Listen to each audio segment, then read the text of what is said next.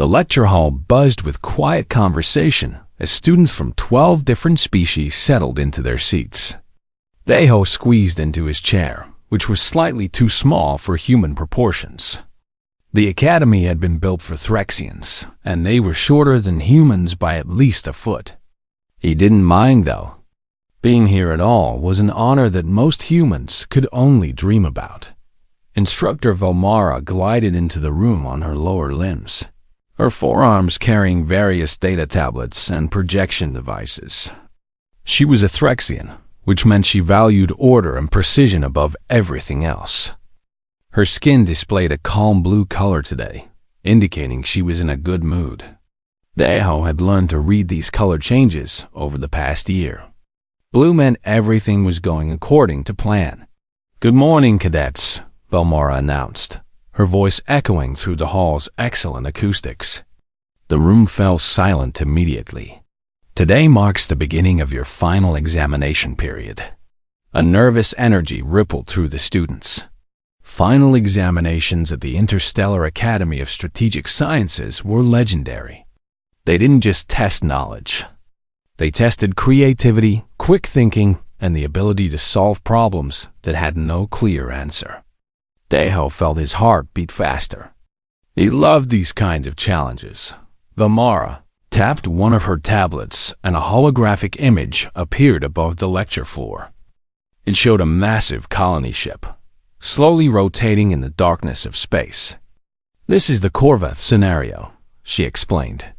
"It has been used to test cadets for the past 40 years. The setup is simple, but the solution is not." The hologram zoomed in on the ship. Deho could see it was old, with patches on its hull and outdated engine designs. Velmara continued her explanation. "This colony ship carries 10,000 civilians. Men, women, children, elderly. They are traveling to a new world. However, a catastrophic failure has occurred in the main propulsion system. The ship is now drifting." Another tap on the tablet and the hologram pulled back to show the ship's trajectory. A red line extended from the ship toward a glowing purple region of space. "In 48 hours, the ship will enter this radiation belt. The radiation is lethal. All 10,000 passengers will die within minutes of exposure." Deho leaned forward in his seat. His mind was already racing through possibilities. What systems would still be working? What tools would be available? What was the crew composition? "The ship's communication system is damaged," Velmara added. "No distress signal can be sent. Rescue ships are too far away to arrive in time. The main engines are completely destroyed and cannot be repaired. Escape pods can only hold 300 people total." She paused, letting the weight of the scenario sink in. "Your task is to save as many lives as possible." A Calvasian student raised one of its 3 arms. "Instructor, what resources are available on the ship?" "Basic tools only," Velmara replied. "Standard emergency equipment, medical supplies, food synthesizers, water recyclers, and whatever components can be salvaged from non-essential systems. The reactor is failing, but still provides minimal power. You may assume the crew is competent and will follow instructions precisely." The same student asked another question. "What is the expected number of survivors in a passing scenario?" Velmara's skin flickered to a slightly darker blue. "The Academy does not set a minimum survival number. We are testing your methodology, your creativity, and your reasoning. However, let me be clear about the requirements." She raised one of her 4 hands, displaying 3 fingers. "You will submit exactly 3 viable solutions. Not 2, not 4, 3. Deho wrote this down on his tablet. 3 solutions. He could already think of 5 or 6 approaches. Maybe he should narrow them down to the best 3. 3 represents the optimal balance," Velmara continued. "It shows you have considered multiple approaches. It demonstrates thoroughness without becoming excessive. Every species that has contributed to the Academy's curriculum has agreed that 3 is the perfect number for this type of exercise. A student from the Zephyrian delegation spoke up, their voice like wind through crystal. "How long do we have to complete this assignment?" 10 standard days, Thelmara answered. "Your solutions must include detailed calculations, resource allocations, risk assessments, and step-by-step procedures. Quality matters more than speed. Some of you will finish in 3 days. Some will use all 10. Both approaches are acceptable as long as you submit 3 complete solutions." The class was dismissed shortly after. Students began filing out, already forming study groups and debate clusters. Daiho gathered his materials slowly, his mind spinning through ideas. He noticed Baora, the only other human in his year, waiting for him by the door. "I saw that look," Baora said as they walked into the corridor. "You're already planning something crazy." "I'm just thinking," Daiho protested. "That's what worries me." Baora had been at the academy for 3 years now, 2 years longer than Daiho. She had learned to navigate the cultural differences between humans and the other species. Remember the resource management simulation? You were supposed to optimize supply chains for 3 colonies. You did 7. The other 4 were just in case the first 3 had problems, Daiho explained. And remember the defensive strategy assignment? Write 1 battle plan with 2 alternatives. You wrote 1 primary plan and 15 alternatives. 15 seems excessive when you say it like that, Daiho admitted. They reached the residential wing. Baora stopped and turned to face him. "Daiho, listen to me. Thelmara is Threxian. Their entire culture is built on precision and following instructions exactly. When she says 3 solutions, she means 3. Not a dozen. Not 20. 3. I know, Daiho said. "I'll stick to 3 this time. I promise." "You better." Last time you submitted extra work, you stressed out Instructor Talmec so badly that his scales changed color permanently. Ba patted his shoulder. "Good luck. Don't overthink it." Daiho returned to his quarters, which he shared with a Calvexian named Thormex. The room was divided into 2 sections, each adapted to its occupant's needs. Thormex was already at his desk, reviewing star charts through his large, multifaceted eyes. "Big assignment?" Thormex asked without looking up. "Final examination. The Korvath scenario." "Ah, the classic. My Nest brother completed that 3 years ago. He said it was challenging but fair." Thormex finally turned to look at Daiho. "How many solutions are required?" 3. "Then I wish you success in finding 3 good answers." Thormex returned to his charts. Daiho sat at his own desk and opened his tablet. He created a new file titled Korvath Solutions, Final Exam. He began writing down the parameters of the problem. 10,000 civilians. 48 hours. Failing reactor. Damaged communications. Limited escape pods. Lethal radiation belt. His fingers flew across the tablet as ideas began to flow. He could use the escape pods in waves, maximizing their capacity. That was solution 1. He could try redirecting the ship using controlled plasma bursts from the failing reactor. That was solution 2. He could attempt to alter the ship's trajectory by venting atmosphere strategically. That was solution 3. 3 solutions, perfect. He would refine these 3 and submit them, but then another idea occurred to him. What if the plasma burst didn't work? What if the reactor failed during the attempt? He should probably have a backup for solution 2. And solution 3 relied on having enough atmosphere to vent. What if they didn't? Maybe he needed an alternative there too. Daiho's fingers kept typing. 4 solutions became 6. 6 became 9. He told himself he would just write them all down and then choose the best 3 to actually submit. 2 days passed. Daiho barely slept. Ideas kept coming to him at odd hours. Each solution led to new questions, and each question led to new solutions. He considered electromagnetic sails, gravity assists, synchronized explosive decompressions, and even biological cryostasis. On the third morning, Swarmex noticed that Deho hadn't left his desk in over 30 hours. "How many solutions do you have now?" he asked carefully. Deho looked up from his screen, his eyes red from lack of sleep. 17 so far." Swarmex's mandibles clicked together, and what Deho had learned was the Calvexian equivalent of a heavy sigh. "You were supposed to submit 3. I know. I'll narrow it down. These are just rough drafts, possibilities, options." "You are doing the human thing again," Thromex observed. "What human thing?" "The thing where you cannot simply stop at the required number." Thromex went back to his own work. Warn me about this." Deho turned back to his tablet. 17 solutions. He definitely needed to cut this down to 3. He would do it tomorrow, right after he finished exploring this idea about using the ship's hull panels as solar reflectors. The grand auditorium was filled to capacity. Submission day for the Korvath scenario was always a major event at the Academy. Students from all years attended to watch the presentations, and several instructors sat in the evaluation panel alongside Velmara.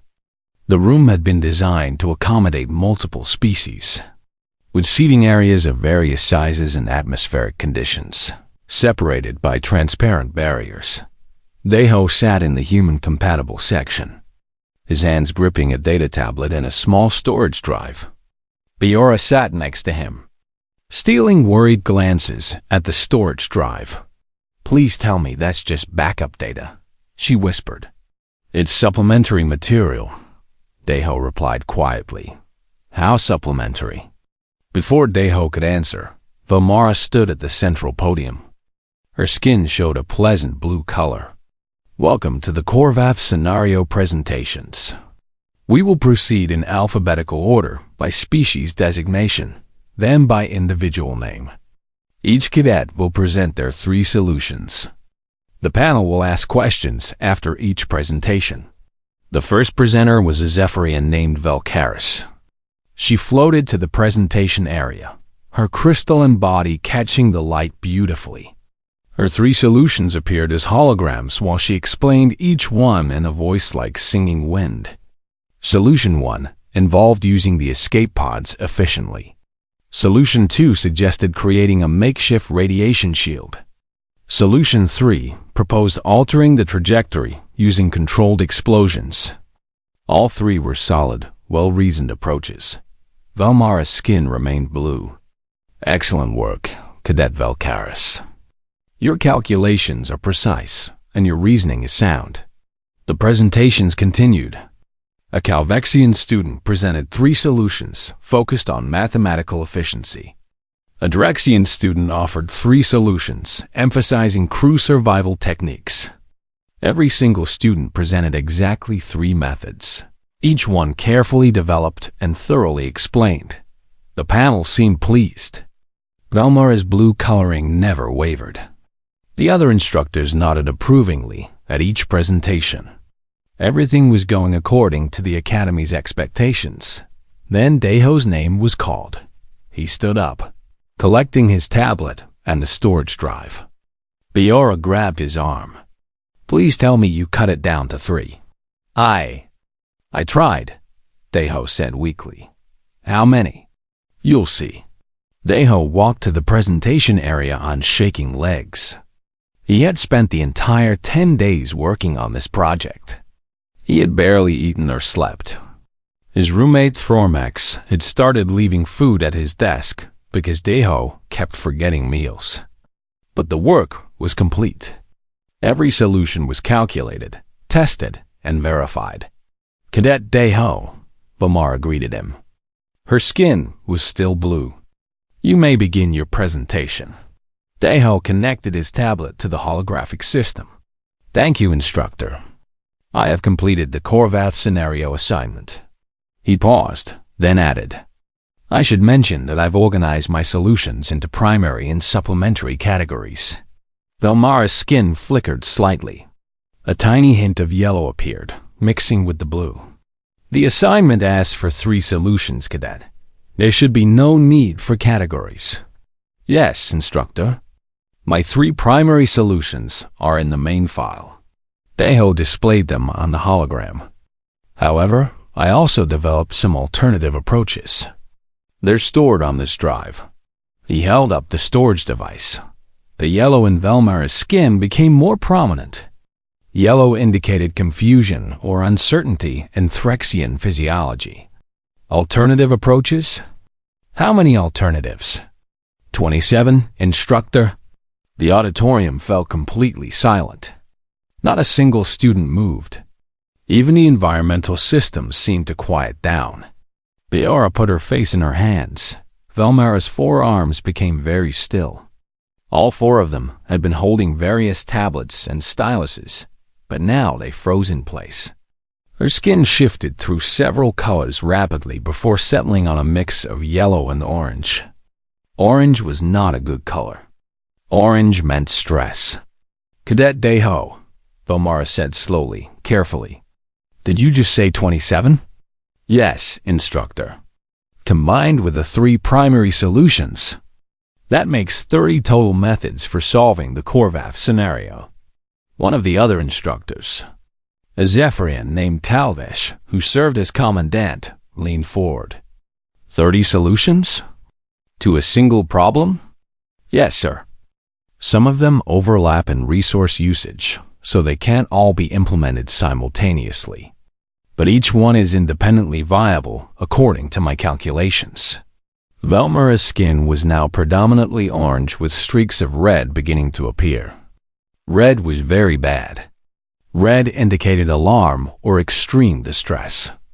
You were asked for 3 methods. Cadet, not 30. 3. I specifically stated that 3 represents the optimal balance of thoroughness and efficiency. I understand, Instructor. That's why I kept the primary submission to 3 solutions, just as requested. The other 27 are purely optional supplementary material. Daiho genuinely seemed to think this explanation was helpful. Instructor Talvesh spoke again. His crystalline structure vibrated with curiosity rather than distress. When you say each method is viable, do you mean theoretically viable or actually viable? Actually viable, sir. I've run full simulations on all 30 methods using the Academy's modeling system. Each one saves at least 90% of the passengers. Some save all 10,000. Velmara's red coloring was spreading. You ran 30 full simulations? Yes, Instructor. Some required multiple simulation runs to refine the parameters, so I actually ran about 200 simulations total. A Calvexian instructor named Sarthex clicked his mandibles together. That would require considerable computing time. Did you have authorization to use that much processing power?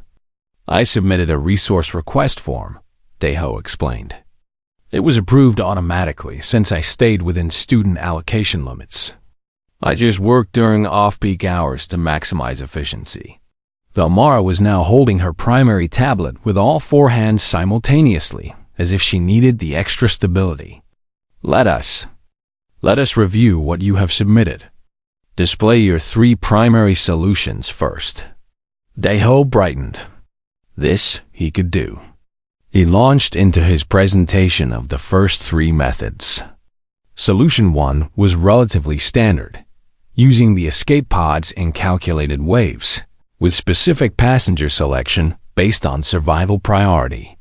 His calculations accounted for pod travel time, resource distribution, and even psychological factors in selecting who went in which wave. Velmara's colors calmed slightly. This is acceptable. It follows Academy protocols. Solution 2 involved using the failing reactor to create a controlled plasma burst. By directing the plasma through improvised magnetic channels, the ship could alter its trajectory just enough to miss the radiation belt. The calculations were complex, and the margins for error were small, but it was definitely possible. Velmara's skin shifted to a lighter orange. This is quite creative. The plasma dynamics are unusual, but your math is correct. Solution 3 proposed strategic hull breaches.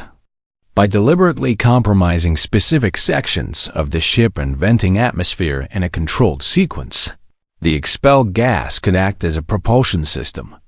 It was dangerous and would make the ship uninhabitable afterwards, but it would save the passengers. Valmara was writing notes furiously with 2 hands, while holding her tablet with the other 2. This is not standard curriculum. Where did you learn about using atmospheric venting for propulsion? I didn't learn it anywhere specifically, Instructor. I was thinking about how reaction mass works. An atmosphere is just mass that can be expelled. So I calculated whether it would be enough. And it is? According to the simulations, yes. Barely, but yes. Valmara set down her tablets. All 4 hands rested on the podium in front of her. Cadet Deho, these 3 solutions are all excellent. Any one of them would receive top marks. You have clearly demonstrated exceptional understanding of the scenario. She paused. Now, about these 27 additional methods. Would you like me to present them all? Deho asked hopefully. No. Valmara's skin flashed bright red for a moment. She took a visible breath, and the red faded back to orange. No, that will not be necessary. However, I must review them for evaluation purposes. Can you at least summarize what types of solutions you developed? Deho pulled up an index file. Of course. I organized them by category. There are 5 solutions involving electromagnetic or magnetic systems, 4 solutions using gravitational effects, 6 solutions based on thermodynamics, 3 biological solutions, and 9 that combine multiple approaches. Ba'ara's voice carried from the audience. A quiet moan of despair that probably wasn't meant to be heard, but was. Instructor. Talvesh was now vibrating with what looked like amusement. Biological solutions? For a disabled spaceship?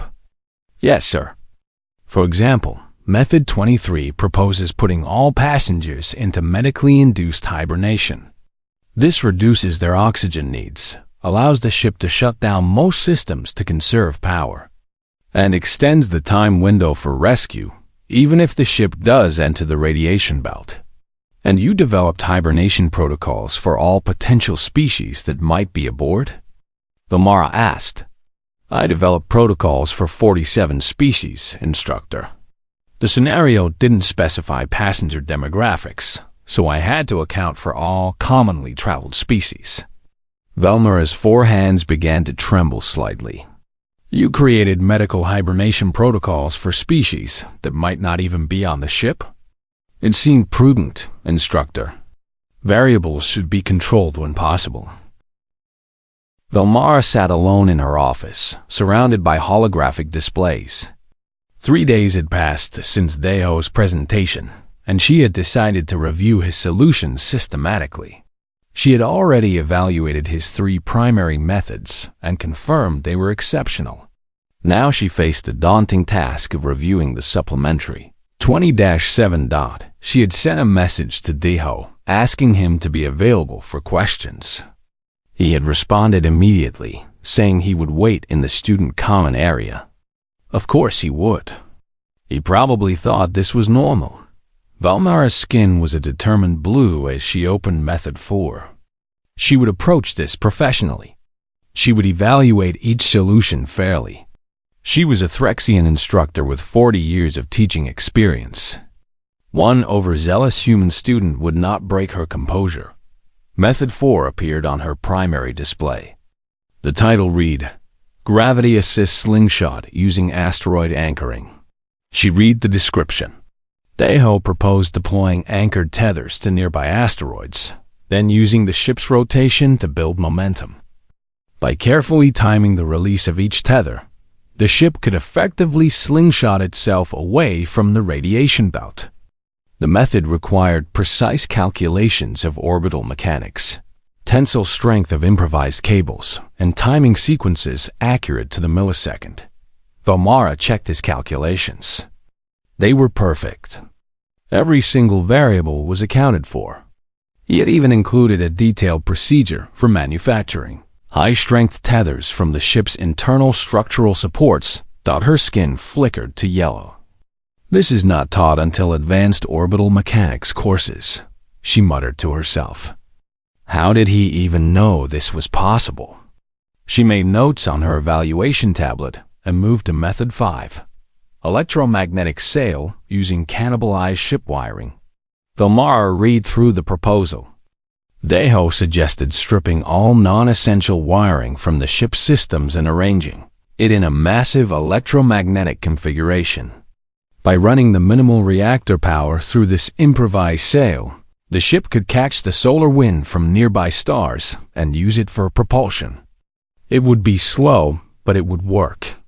The engineering requirements were staggering.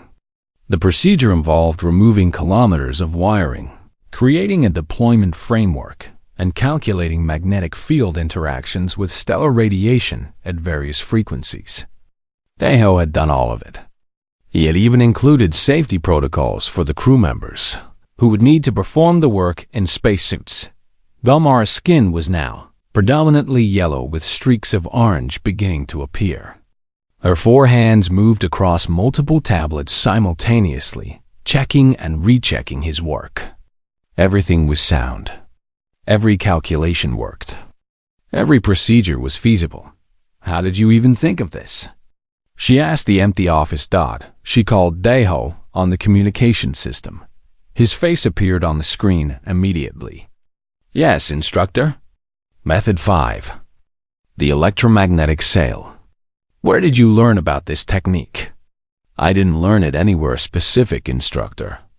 I was thinking about how solar sails work, but the ship doesn't have a solar sail. Then I remembered that electromagnetic fields can interact with stellar radiation, and the ship has lots of wiring that could be repurposed.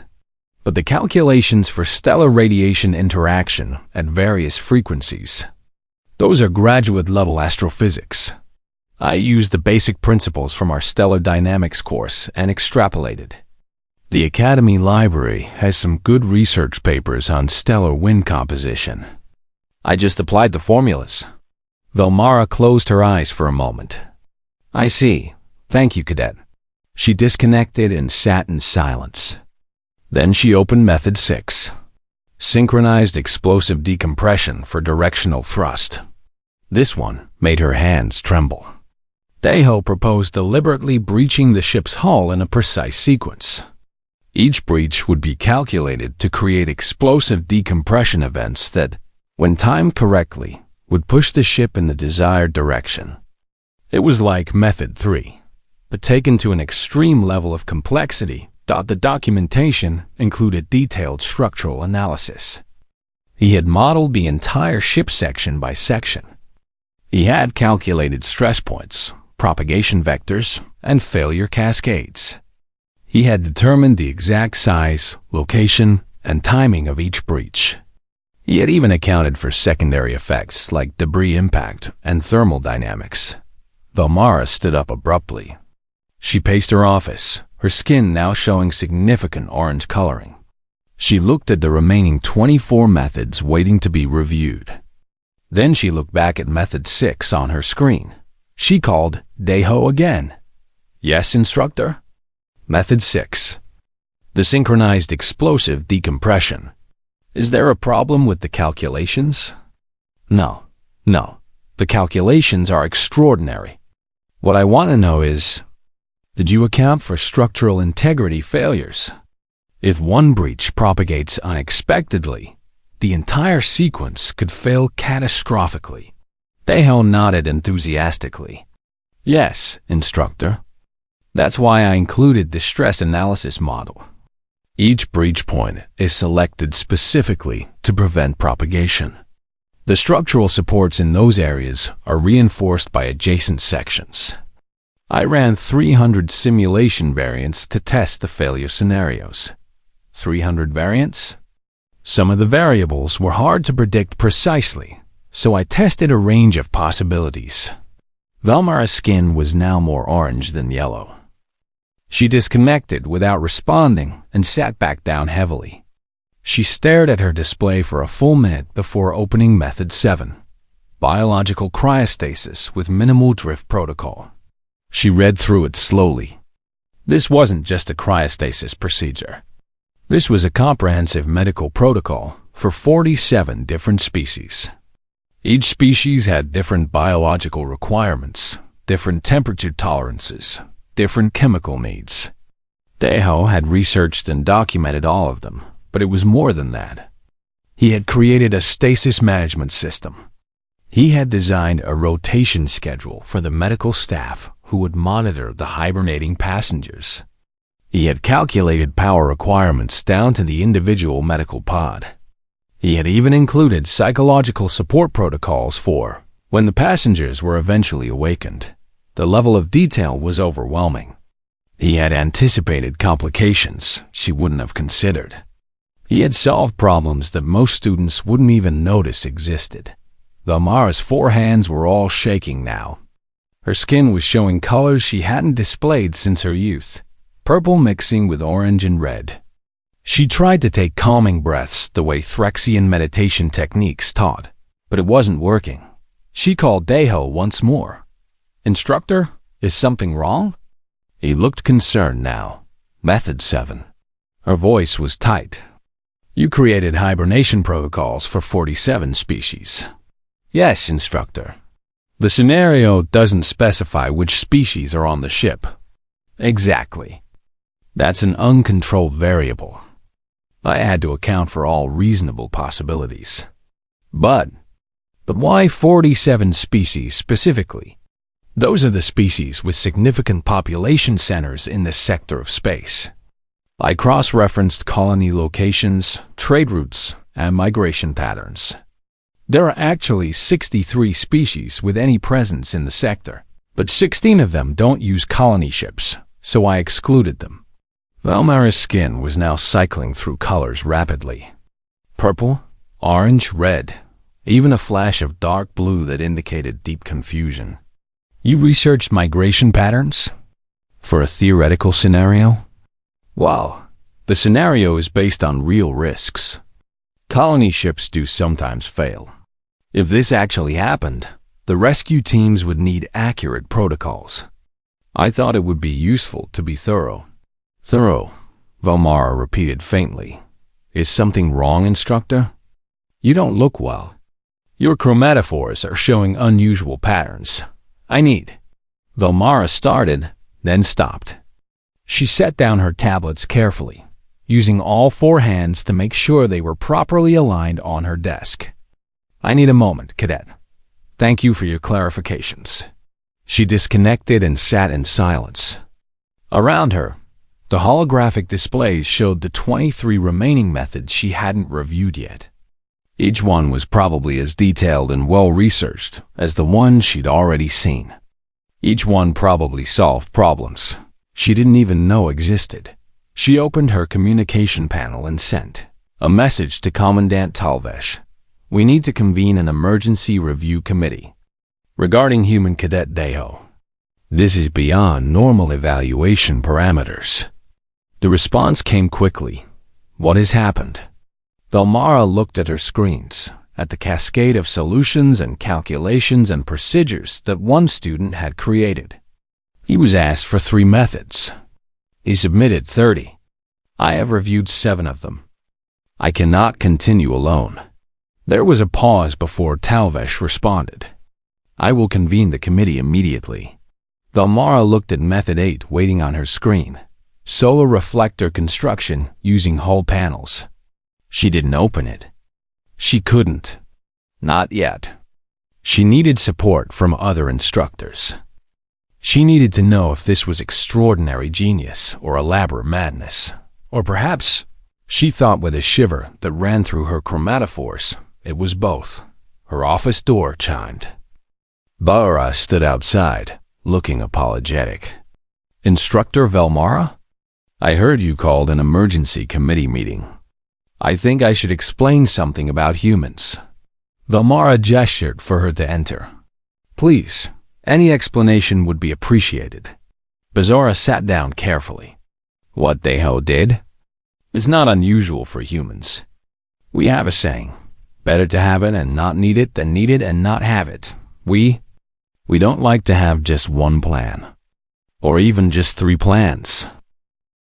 The Emergency Review Committee met in the Academy's secure evaluation chamber.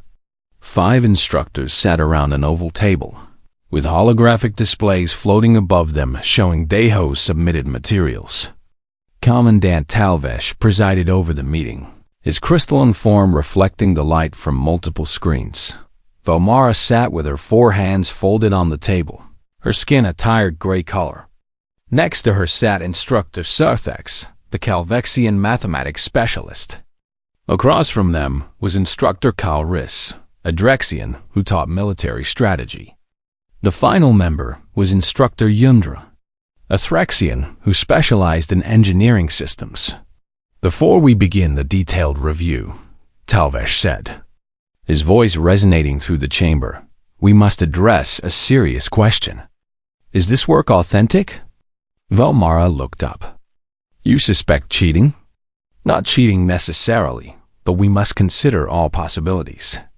No student in Academy history has ever submitted 30 complete solutions to a single scenario.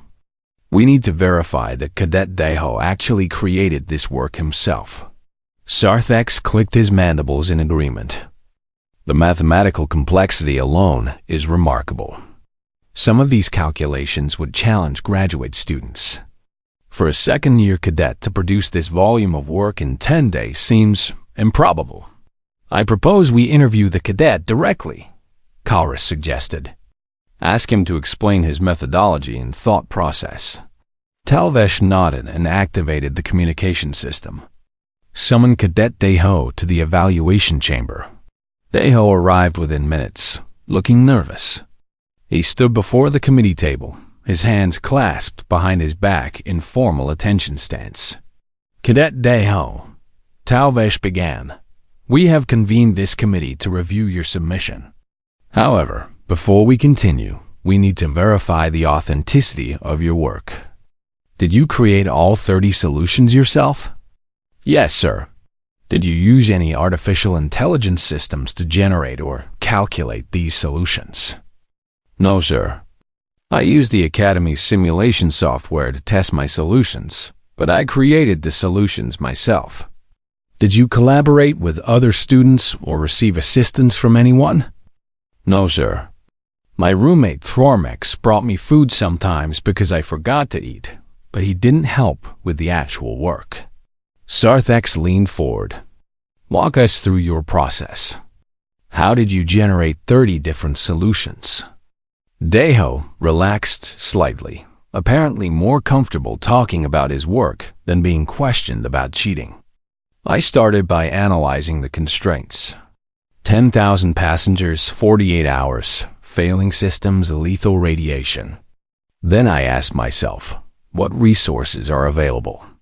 That's standard problem-solving methodology, Yendra noted. Yes, ma'am. But then I asked, what else could be a resource? What if we think of the ship itself as raw materials? What if we think of the passengers as active participants instead of passive cargo? What if we use things that aren't normally considered usable?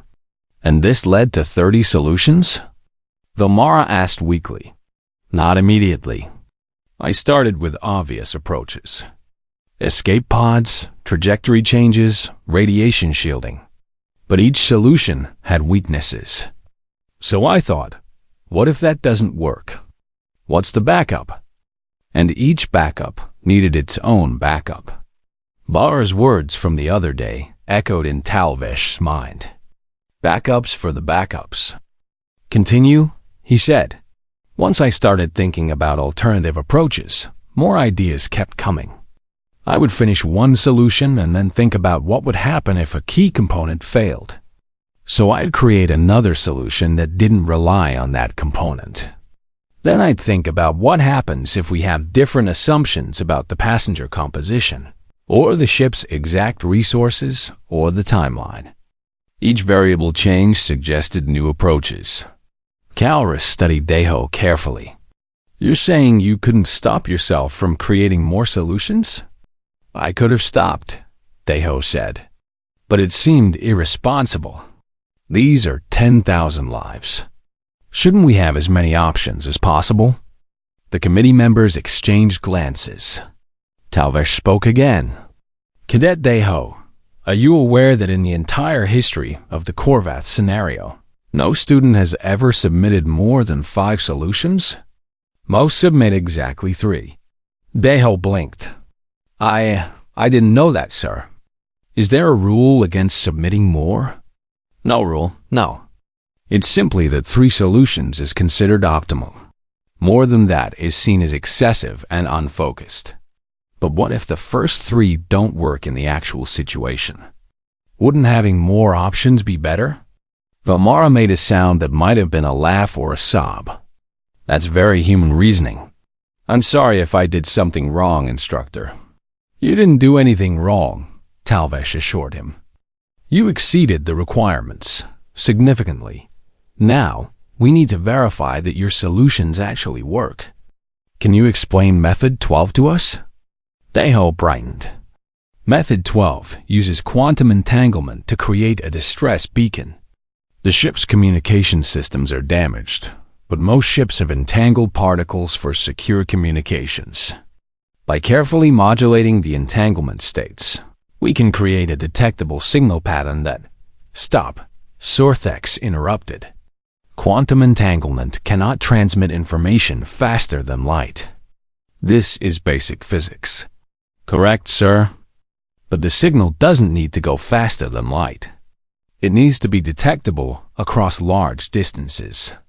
By creating specific collapse patterns in the entangled particles, we create detectable quantum signatures that nearby observation stations will notice as anomalies. They won't receive a message, but they'll detect something unusual and investigate. The committee was silent for a moment. Then Yundra said, That's actually theoretically sound. It wouldn't transmit content, but it would attract attention. Explain Method 19, Calrus demanded. Method 19 assumes we can't save the ship itself. So instead, we train the passengers to operate critical systems. We divide them into rotating shift teams.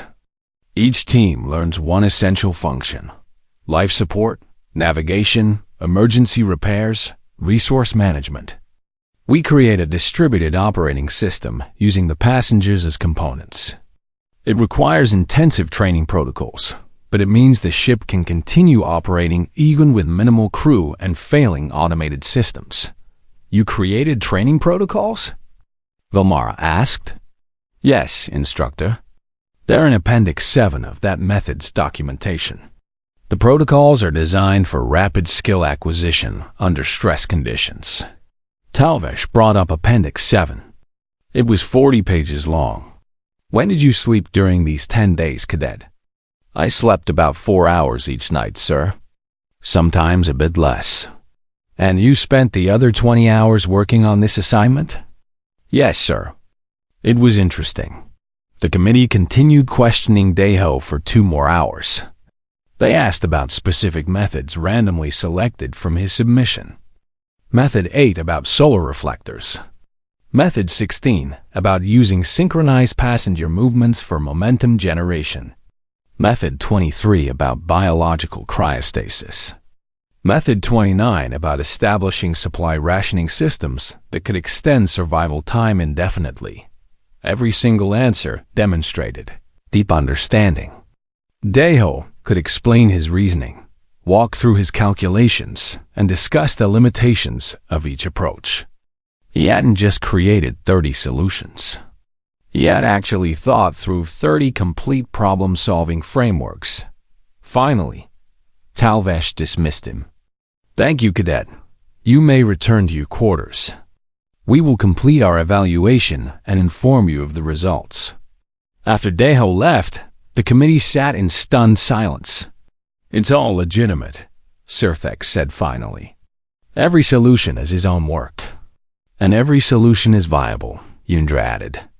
I've been checking the engineering specifications while we talked. Some are brilliant. Some are insane. But none are impossible. Calris pulled up Method 16 again. This one proposes having 10,000 passengers perform synchronized movements in zero gravity to create directional momentum. It's absurd. But the math actually works. Method 24 suggests harvesting the radiation itself to power emergency systems, Velmar said quietly, using the danger as a resource. It's elegant and terrifying. Method 30 is even more concerning, Talvesh noted. He suggests surrendering to the scenario and establishing a religion around accepting fate. He labeled it not recommended but technically a method. Even his joke solutions are thorough.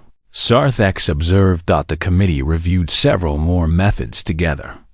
Method 11 used gravitational lensing effects from nearby stellar objects. Method 14 created an artificial magnetic field to deflect radiation. Method 18 involved constructing a secondary habitat from ship components. Method 21 proposed controlled ship fragmentation to reduce total mass. Each method was complete with calculations, procedures, resource requirements, and risk assessments. Some were conventional engineering solutions. Some were creative reapplications of known principles. Some were completely novel approaches that would probably earn research papers in academic journals. What do we do with this? Velmar asked. How do we grade this? The highest marks in Academy history, Talvesh said immediately. This student has demonstrated exceptional ability. But he didn't follow the requirements, Calris protested. He was asked for 3 solutions. He submitted 3 primary solutions as requested, Talvesh countered. The additional 27 were clearly labeled as supplementary. He technically complied with the requirements while massively exceeding them. The Academy's main assembly hall was filled with students and faculty. Word had spread about Daiho's submission, and everyone wanted to witness the official evaluation. Daiho stood at the center of the floor, trying not to show how nervous he felt. Baara and Thormax sat in the front row, offering silent support. Commandant Talvesh stood at the elevated platform, with the review committee seated behind him. Cadet Daiho, please step forward. Daiho approached, his heart beating fast. This committee has completed its review of your Korvath scenario submission. We have verified that all 30 solutions are your original work. We have examined the calculations, simulations, and procedures for each method. We have tested your understanding through detailed questioning. The hall was completely silent. You were asked to submit 3 solutions. You submitted 30. You have broken no Academy rules. However, you have exceeded the requirements by 900%. A murmur went through the crowd. 900%. The numbers seemed impossible. Gomara stood up, her skin showing a mix of blue and yellow.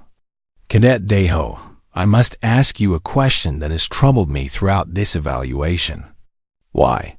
Why couldn't you simply stop at 3 solutions? Daiho thought carefully before answering. Instructor, what if the evaluators didn't like my first 3? I needed backups. What if the scenario variables were slightly different than I assumed? I needed alternatives. What if someone actually faces this situation and my first solution doesn't work? They would need more options. But 30 options? I stopped at 30, Instructor. I could have developed more, but I thought 30 was already pushing the boundaries of what you'd be willing to review. Velmara made a sound that was definitely a laugh this time. You showed restraint? I tried, Instructor.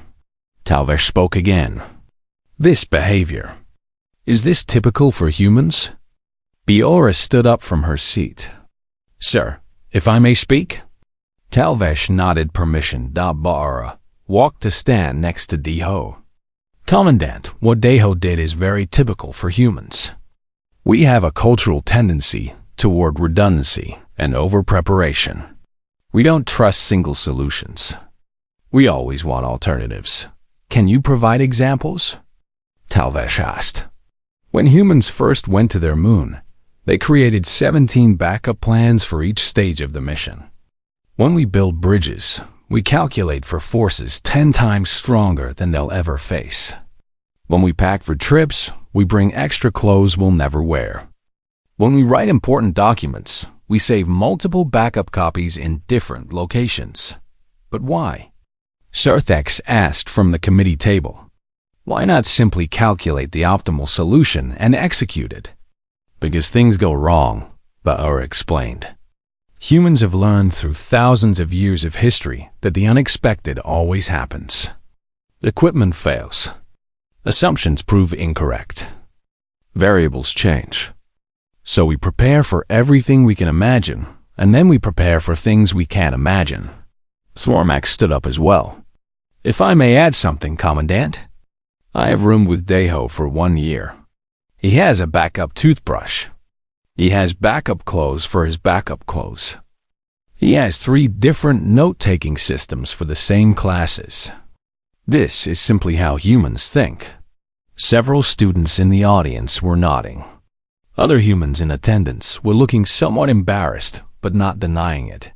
Talvesh considered this information. So, when Cadet Deho created 30 solutions, he was not trying to show off or break records.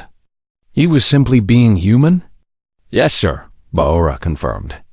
I was trying to be thorough, Deho added.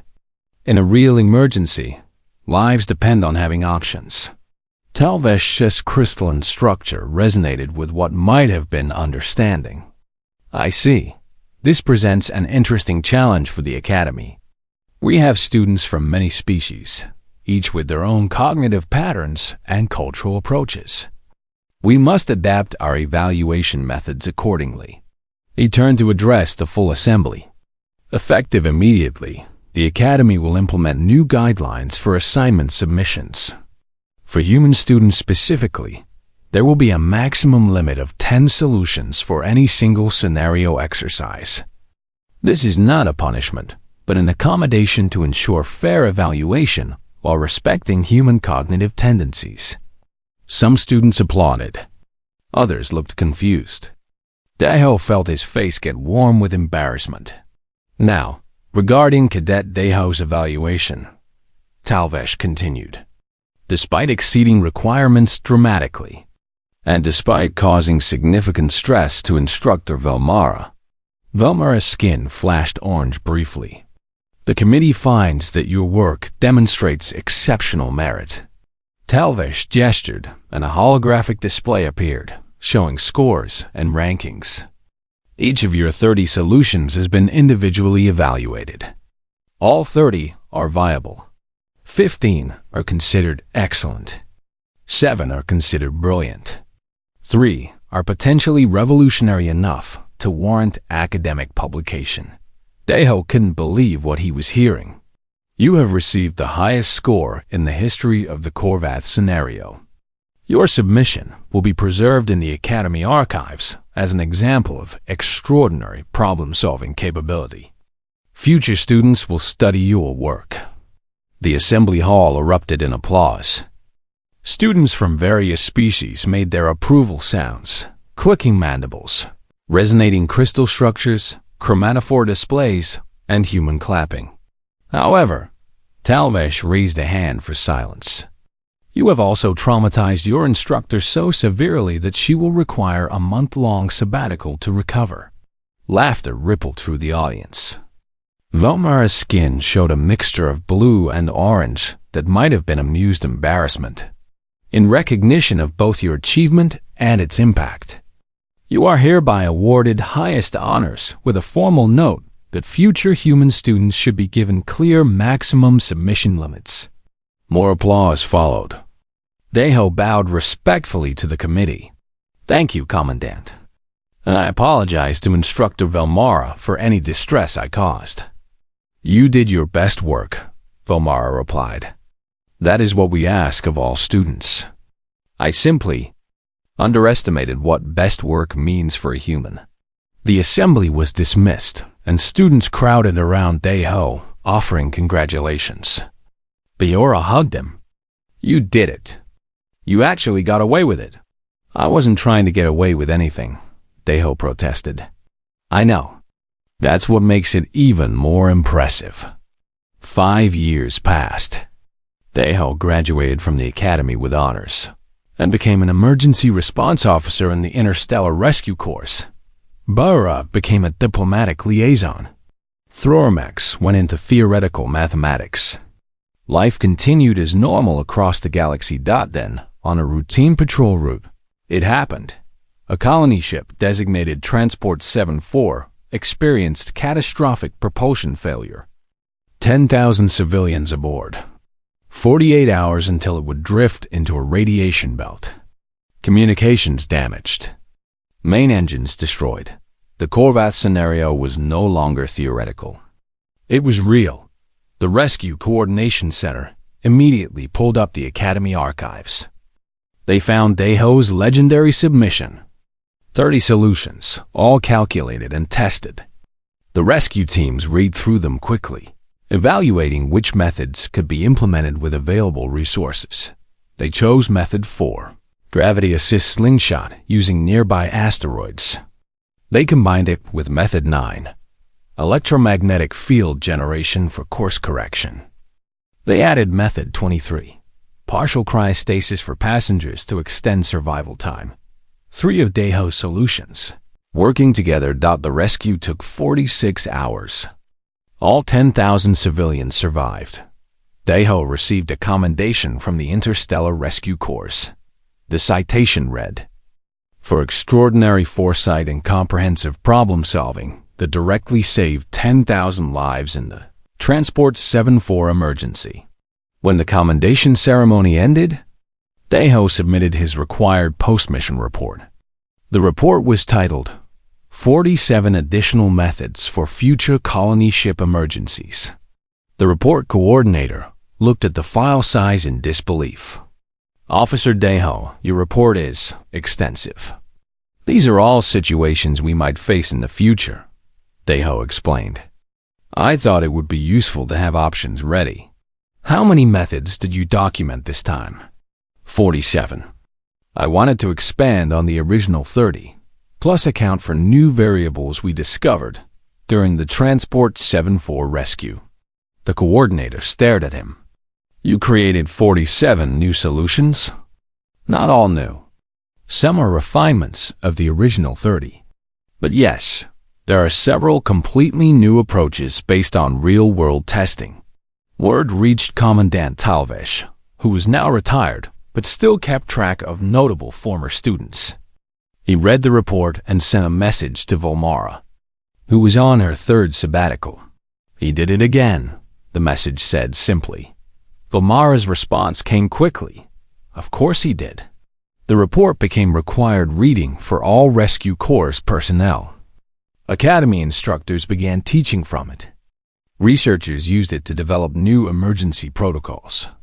Daeho's 47 methods saved lives in 17 different emergencies over the next 3 years.